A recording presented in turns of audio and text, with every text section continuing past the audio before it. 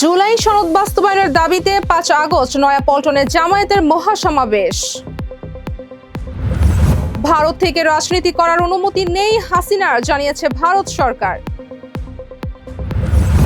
রোহিঙ্গা ক্যাম্পে মার্কিন বিশেষ দূত সার্জিও গোর পর্যবেক্ষণে মানবিক সহায়তা কার্যক্রম।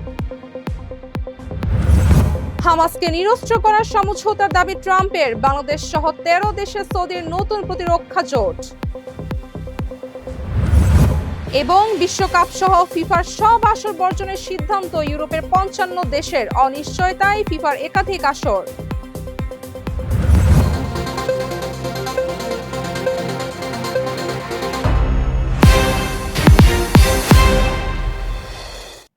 স্বাগত প্রাইম টিভির সংবাদে। আপনাদের সঙ্গে আছি আমি রাজিয়া সুলতানা কিয়া। দেখছিলেন সংবাদ শিরোনাম, এবারে বিস্তারিত।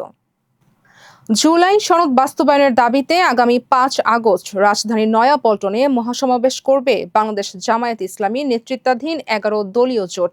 এ লক্ষ্যে বৃহস্পতিবার রাজধানীর মিন্টো রোডে বিরোধী দলীয় নেতার বাসভবনে জোটের লিয়াজো কমিটির বৈঠক অনুষ্ঠিত হয়। বৈঠকে মহাসমাবেশ সফল করতে সাংগঠনিক প্রস্তুতি ও করণীয় নিয়ে আলোচনা করা হয়। পাশাপাশি দেশের বর্তমান রাজনৈতিক পরিস্থিতি এবং জোটের পরবর্তী কর্মসূচি আগামী ৩ আগস্টের বৈঠকে চূড়ান্ত করা হবে বলে জানানো হয়। এ সময় হবিগঞ্জে জুলাই পদযাত্রা ২০২৬-এ এনসিপি নেতাদের উপর হামলার ঘটনায় তীব্র নিন্দা জানিয়ে জড়িতদের দ্রুত গ্রেফতারের দাবি জানান জোটের নেতারা। পল্টনে একটা বড় ধরনের সমাবেশের আয়োজন আমরা করেছি। বিকাল ৩:৩০ পল্টনে অনুষ্ঠিত হবে। ১১ দলের উদ্যোগে শীর্ষ নেতৃবৃন্দ সেখানে বক্তব্য রাখবেন। বাংলাদেশের সাবেক প্রধানমন্ত্রী শেখ হাসিনার ভারত থেকে কোনো রাজনৈতিক কার্যক্রম চালানোর অনুমতি নেই বলে দেশটির সংসদীয় স্থায়ী কমিটিকে জানিয়েছে ভারত সরকার। একই সঙ্গে শেখ হাসিনাকে বাংলাদেশের প্রত্যর্পণের অনুরোধও আইন অনুযায়ী পর্যালোচনার মধ্যে রয়েছে বলে জানায় ভারতের পররাষ্ট্র মন্ত্রণালয়। সম্প্রতি শেখ হাসিনা বলেছেন তিনি চলতি বছরের শেষ নাগাদ বাংলাদেশে ফিরতে পারেন। এর পরিপ্রেক্ষিতে বাংলাদেশের আইনমন্ত্রী এম আসাদুজ্জামান বলেন, ভারত থেকে দেশে ফিরলে শেখ হাসিনাকে তাৎক্ষণিকভাবে গ্রেফতার করা হতে পারে। এদিকে ভারত বাংলাদেশ সম্পর্কের ভবিষ্যৎ শীর্ষক সর্বশেষ প্রতিবেদনে সংসদীয় কমিটি সুপারিশ করেছে সরকার যেন মানবিক ও নীতিনিষ্ঠ অবস্থান বজায় রাখে এবং এই ধরনের সংবেদনশীল পরিস্থিতি সতর্কতার সঙ্গে পরিচালনা করে। এছাড়া বাংলাদেশি নাগরিকদের জন্য দ্রুত ভিসা কার্যক্রম স্বাভাবিক করার সুপারিশও করেছে কমিটি।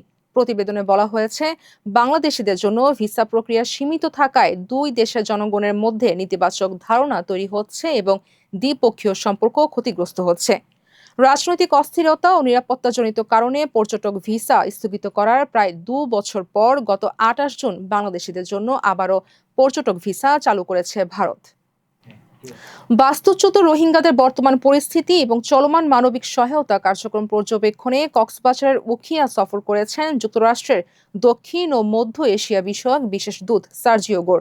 শুক্রবার সকালে ১১ সদস্যের উচ্চ পর্যায়ের প্রতিনিধি দল কক্সবাজার পৌঁছে উখিয়ার বিভিন্ন রোহিঙ্গা ক্যাম্প পরিদর্শন করে।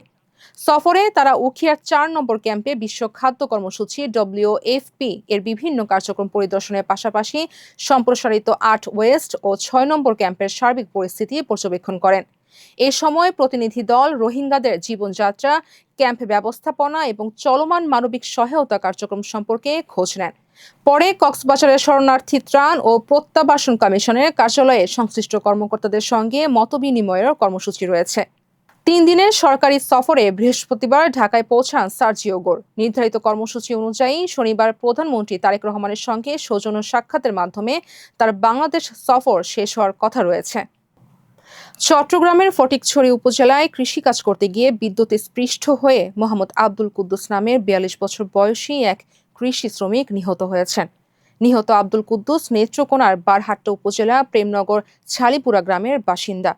জীবিকার তাগিদে তিনি ফটিকছড়িতে এসে কৃষি শ্রমিক হিসেবে কাজ করতেন। আজ ভোর ৬:৩০টার দিকে উপজেলার লেলাং শাহনগর এলাকায় এ দুর্ঘটনা ঘটে। স্থানীয় সূত্র জানায়, লেলাং শাহনগর এলাকার কৃষি জমিতে কাজ করার সময় জমির উপর দিয়ে ঝুলে থাকা বিদ্যুতের তারের সংস্পর্শে এসে গুরুতর আহত হন আব্দুল কুদ্দুস।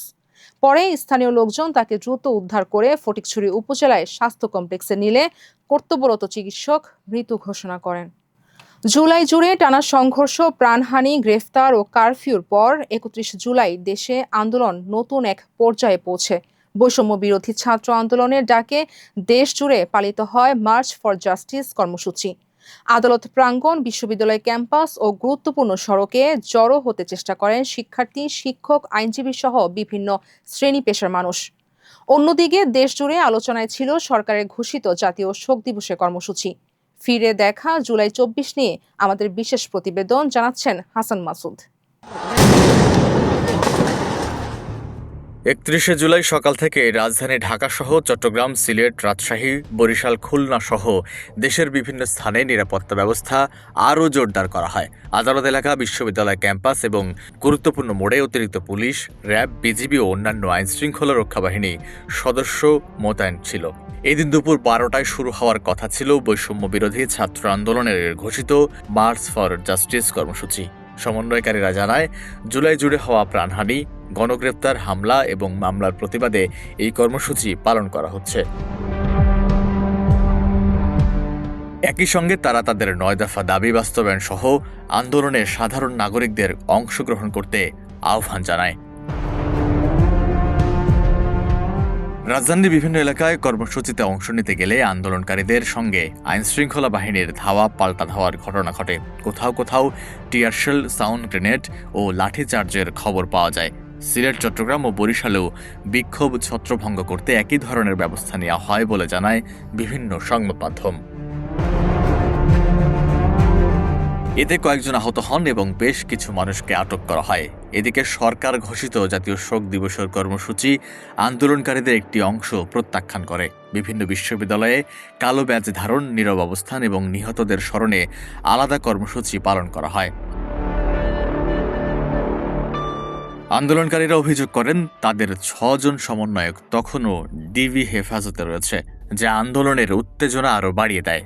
দিনভর দেশের বিভিন্ন বিশ্ববিদ্যালয়ের শিক্ষক, বিশিষ্ট নাগরিক, আইনজীবীরা সহিংসতা নিরপেক্ষ তদন্ত, নিহতদের বিচার এবং শান্তিপূর্ণ সমাবেশের অধিকার নিশ্চিত করার আহ্বান জানাতে থাকে। একই সময়ে উচ্চ মাধ্যমিক পরীক্ষার্থীদের একটি অংশ গ্রেপ্তার হওয়া শিক্ষার্থীদের মুক্তির দাবিতে পরীক্ষা বর্জনের ঘোষণা দেয়। আন্তর্জাতিক পর্যায়ে বাংলাদেশের পরিস্থিতি নিয়ে উদ্বেগ প্রকাশ করা হয়। বিভিন্ন আন্তর্জাতিক অংশীদার এবং মানবাধিকার সংস্থাগুলো শান্তিপূর্ণ সমাবেশের অধিকার রক্ষা এবং সহিংসতা নিরপেক্ষ তদন্তের আহ্বান জানায়। সব মিলিয়ে ৩১শে জুলাই ২০২৪ ছিল জুলাই আন্দোলনের অন্যতম গুরুত্বপূর্ণ একটি দিন। মার্চ ফর জাস্টিস কর্মসূচির মাধ্যমে আন্দোলন পায় নতুন গতি।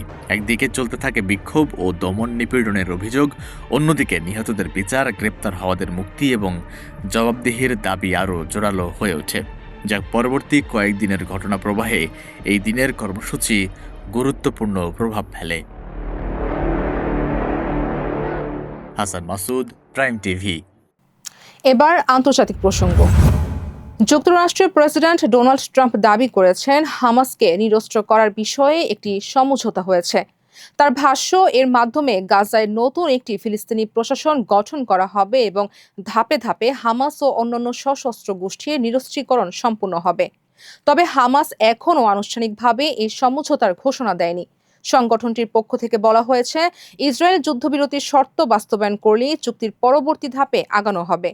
বর্তমানে মিশর, কাতার ও তুরস্কের মধ্যস্থতায় কায়রোতে যুদ্ধবিরতি নিয়ে আলোচনা চলছে। ইয়েমেনের হুতি বিদ্রোহীদের হামলার মুখে গুরুত্বপূর্ণ নৌপথের নিরাপত্তা জোরদারে বাংলাদেশ সহ ১৩টি দেশকে নিয়ে নতুন একটি বহুজাতিক সামুদ্রিক প্রতিরক্ষা জোট গঠন করেছে সৌদি আরব। সৌদি প্রতিরক্ষা মন্ত্রণালয় জানিয়েছে, যৌথ সামুদ্রিক নিরাপত্তা জোরদার এবং আন্তর্জাতিক নৌপথের নিরাপদ ও অবাধ চলাচল নিশ্চিত করাই এ জোটের লক্ষ্য। বাবেল মানদেব প্রণালা, লোহিত সাগর ও এডেন মহাসাগরে নৌ চলাচলের নিরাপত্তা নিশ্চিত করতে সদস্য দেশগুলো একসঙ্গে কাজ করবে। ভারত মহাসাগর ও ভূমধ্যসাগরকে সংযুক্তকারী এই রুট বিশ্ব বাণিজ্য ও জ্বালানি পরিবহনের অন্যতম গুরুত্বপূর্ণ করিডর। দীর্ঘদিন ধরে ইরান সমর্থিত হুতি বিদ্রোহীদের হামলায় এই নৌপথে নিরাপত্তা ঝুঁকি বেড়েছে এবং বৈশ্বিক বাণিজ্য ও জ্বালানি সরবরাহে উদ্বেগ তৈরি হয়েছে। এই প্রেক্ষাপটে সৌদি আরবের নেতৃত্বে নতুন সামুদ্রিক প্রতিরক্ষা জোট গঠন করা হয়েছে। এবারে খেলার খবর। বিশ্ব ফুটবলের সবচেয়ে মর্যাদাপূর্ণ আসর বিশ্বকাপকে ঘিরে দেখা দিয়েছে নতুন অনিশ্চয়তা। ফিফার বাণিজ্যিক অধিকার বেসরকারি বিনিয়োগকারীদের কাছে দেওয়ার পরিকল্পনার তীব্র বিরোধিতা করে টুর্নামেন্ট বয়কটের হুমকি দিয়েছে উয়েফা। ফিফা ও ইউরোপীয় ফুটবলের নিয়ন্ত্রক সংস্থার এই বিরোধ শেষ পর্যন্ত বিশ্বকাপ সহ একাধিক আন্তর্জাতিক টুর্নামেন্টের ভবিষ্যতের উপর কি প্রভাব ফেলতে পারে? বিস্তারিত ডেস্ক রিপোর্টে। ফিফা টুর্নামেন্ট বয়কটের হুমকি দিয়েছে ইয়েফা। বিশ্বকাপের বাণিজ্যিক অধিকার বেসরকারি বিনিয়োগকারীদের কাছে দেওয়ার পরিকল্পনার প্রতিবাদে এ অবস্থান নিয়েছে ইউরোপীয় ফুটবলের নিয়ন্ত্রক সংস্থা। ফিফা পরিকল্পনা থেকে সরে না এলে তাদের কোনো প্রতিযোগিতায় অংশ নেবে না ইয়েফার ৫৫ সদস্য দেশ। কনকাক্যাফও এই প্রস্তাবের বিরোধিতা করেছে। এর প্রভাব সবচেয়ে আগে পড়তে পারে সেপ্টেম্বরে পোল্যান্ডে অনুষ্ঠেয় অনূর্ধ্ব-২০ নারী বিশ্বকাপে। এরপর অনূর্ধ্ব-১৭ নারী ও পুরুষ বিশ্বকাপও ঝুঁকিতে পড়বে। বিরোধ দীর্ঘায়িত হলে অনিশ্চয়তায় পড়তে পারে ২০২৭-এর নারী ও ২০২৭-এর অনূর্ধ্ব-২০ পুরুষ বিশ্বকাপ, এছাড়া ২০২৯-এর ক্লাব বিশ্বকাপ এবং ২০৩০-এর ফুটবল বিশ্বকাপ। ইয়েফা সভাপতি আলেকজান্ডার সেফেরিনের ভাষায়, বিশ্বকাপ ফুটবলের সম্পদ, এটি বিক্রির জন্য নয়। এখন নজর ফিফার সিদ্ধান্তে, কারণ ইয়েফা হুমকি বাস্তবায়ন করলে বিশ্ব ফুটবলের সবচেয়ে বড় আসরগুলোর ভবিষ্যৎ পড়বে অনিশ্চয়তায়। Mustafizur Rahman, prime TV. এই ছিল প্রাইম টিভির সংবাদে। এতক্ষণ সঙ্গে থাকার জন্য ধন্যবাদ।